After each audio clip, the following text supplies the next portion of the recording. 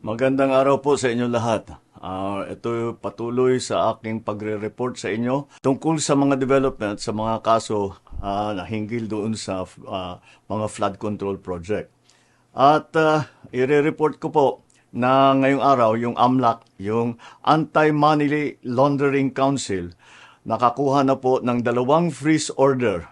This brings the total amount of assets frozen to about 12 billion pesos. Kasama po dito ang mga air asset ni Saldico, ang value mga 4 billion.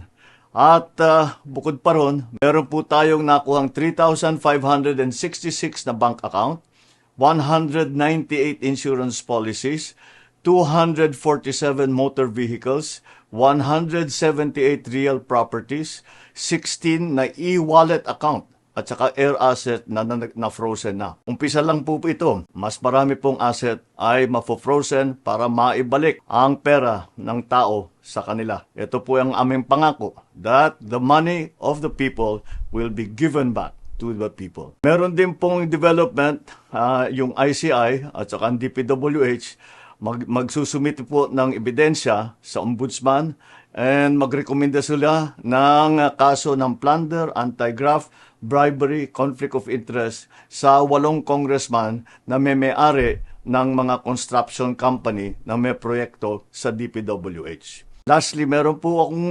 ibabanggit sa inyo. Dinapitan po kami ng abogado ni Saldico at nagtatangkang mag-blackmail na kung hindi po namin kakanselihin daw ang passport niya, hindi na raw siya maglalabas ng video. I do not negotiate with criminals. Kahit maglabas ka na ng video ng lahat ng kasinungalingan mo na pag-destabilize sa gobyerno, gusto kong malaman mo, Saldi, makakansela pa rin ang passport mo. Hindi ka na makakatakas sa hustisya.